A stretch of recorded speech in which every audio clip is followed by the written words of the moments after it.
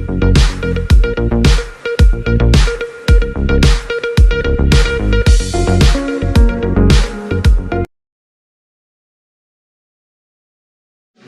हम चर्चा करेंगे सवारा राजनीति विज्ञान। आज का अपना पाठ है कांग्रेस प्रणाली की चुनौतियां और पुनर्स्थापना। कि कांग्रेस प्रणाली के सामने जो 3 आम चुनावों से लगातार भारत में अपना वर्चस्व जमाई थी, उसके सामने कौन कौन सी चुनौतियां आई, और फिर कांग्रेस प्रणाली की पुनर्स्थापना का मतलब है जब 1971 में इंदिरा गांधी पूरे बहुमत से सरकार में आई तो उसे कांग्रेस प्रणाली की पुनर्स्थापना के रूप में जाना जाता है। खतरनाक दशक 1960 के दशक को खतरनाक दशक कहा जाता है, क्योंकि इस दशक में पूरे भारत में गरीबी थी, गैर बराबरी थी, सांप्रदायिकता का माहौल था और विभाजन की समस्याओं का बोलबाला था। इतनी समस्याओं के कारण 1960 के दशक को खतरनाक दशक कहा जाता है। 1964 में भारत के प्रथम प्रधानमंत्री, जो सबसे लंबे समय तक देश के प्रधानमंत्री रहे, पंडित जवाहरलाल नेहरू जी की मृत्यु के बाद सिंडिकेट नेताओं के कारण लाल बहादुर शास्त्री जी देश के दूसरे प्रधानमंत्री बने। 1965 में लाल बहादुर शास्त्री के समय भारत और पाकिस्तान के बीच युद्ध हुआ। इस युद्ध के बाद ताशकंद समझौता हुआ था 10 जनवरी 1966 को, और इस युद्ध में लाल बहादुर शास्त्री ने एक प्रसिद्ध नारा दिया था, जय जवान जय किसान।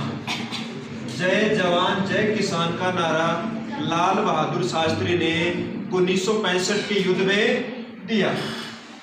10 जनवरी 1966 को भारत और पाकिस्तान में ताशकंद समझौता हुआ। ताशकंद समझौता हुआ था 10 जनवरी 1966 को।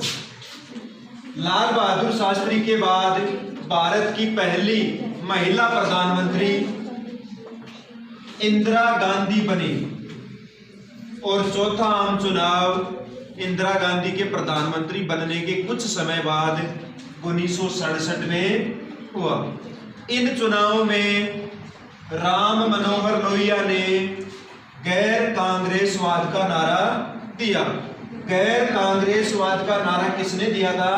राम मनोहर लोहिया ने। उन्होंने कहा कि कांग्रेस का शासन अलोकतांत्रिक है, गरीबों के खिलाफ है, अतः गैर कांग्रेसी दलों को साथ आना जरूरी है। इसे गैर कांग्रेसवाद का नारा राम मनोहर लोहिया ने दिया। सिंडिकेट, कांग्रेस के भीतर ताकतवर और प्रभावशाली नेताओं के समूह को सिंडिकेट कहा गया है। ताकतवर और प्रभावशाली नेताओं का समूह सिंडिकेट था। 2 प्रमुख सिंडिकेट नेता के कामराज और नीलम संजीव रेड्डी। के कामराज ने 1963 में कामराज योजना दी। कामराज योजना के कामराज ने 1963 में कामराज योजना दी कि कांग्रेस के वरिष्ठ नेताओं को अपने पदों से इस्तीफा देकर के संगठन को मजबूत करना चाहिए तथा युवाओं को आगे बढ़ाना चाहिए। यही योजना थी कामराज योजना।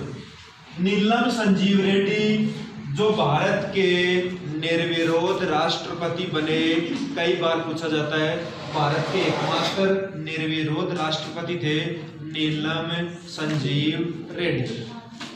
1969 में राष्ट्रपति चुनावों के कारण कुछ मतभेद हो गए सिंडिकेट और इंदिरा गांधी में, तो कांग्रेस का विभाजन हो गया। कांग्रेस 2 भागों में टूट गई। कांग्रेस को कांग्रेस ऑर्गेनाइजेशन और कांग्रेस रिक्विनिजिस्ट। 1969 के राष्ट्रपति चुनाव में इंदिरा गांधी ने मन की अंतरात्मा पर वोट डालना कौन से चुनाव की बात है?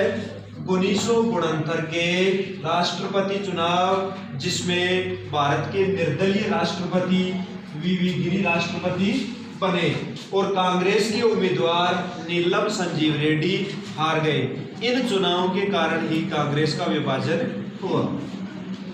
1967 के चतुर्थ आम चुनाव परिणामों को राजनीतिक भूकंप कहा जाता है। याद रखना, 1967 के चतुर्थ आम चुनाव कब हुए? 1967 में। और इन चुनाव परिणामों को राजनीतिक भूकंप कहा जाता है क्योंकि इन चुनावों में कांग्रेस पार्टी 9 राज्यों में चुनाव हार गई। संख्या याद रखना, 9 राज्य, और कांग्रेस का जनाधार कम हुआ। इस कारण राजनीतिक विश्लेषकों ने इन चुनाव परिणामों को राजनीतिक भूकंप की संज्ञा दी। आयाराम कयाराम की परिपाटी दल बदल से संबंधित है और यह 1967 की घटना है। दल बदल की शुरुआत में 1967 में हुई। भारत में राज्यों में गठबंधन का युग 1967 में। गठबंधन की आवश्यकता तब होती है जब कोई अकेला दल सरकार बनाने में सफल नहीं होता, तो 2 या 2 से अधिक दल आपस में मिलकर के सरकार बना लेते हैं। त्रिविपर्स का मतलब है आजादी के बाद सरकार की तरफ से जो राजा महाराजा थे उनको दी जाने वाली सुविधाएं और पेंशन को त्रिविपर्स कहा जाता था। इस त्रिविपर्स की समाप्ति इंदिरा गांधी ने 26वां संविधान संशोधन 1971 में की। 1971 के चुनाव में कांग्रेस की पुनर्स्थापना हुई। याद रखना, 1971 का चुनाव 5वां चुनाव था जिसमें कांग्रेस की पुनर्स्थापना हुई और इसमें 2 प्रमुख नारे लगे थे 1971 के चुनाव में। गरीबी हटाओ इंदिरा गांधी ने और इंदिरा हटाओ। इन्हीं चुनावों में 1971 के चुनावों में विपक्षी दलों ने ग्रैंड अलायंस, गैर कांग्रेसी दल व साम्यवादी दलों का बना हुआ गठबंधन जो कांग्रेस के खिलाफ बना था, इसमें लगभग 5 पार्टियां शामिल थी जो कांग्रेस को चुनाव हराने के लिए 1971 में बना था। लेकिन इन चुनाव परिणामों में इंदिरा गांधी की पूर्ण बहुमत से वापसी हुई और कांग्रेस की पुनर्स्थापना हुई। इस प्रकार ये अपना पाठ कांग्रेस प्रणाली क्या थी, उसके सामने कौन कौन सी चुनौतियां थी और पुनर्स्थापना किस प्रकार से हुई। आज के लिए इतना ही।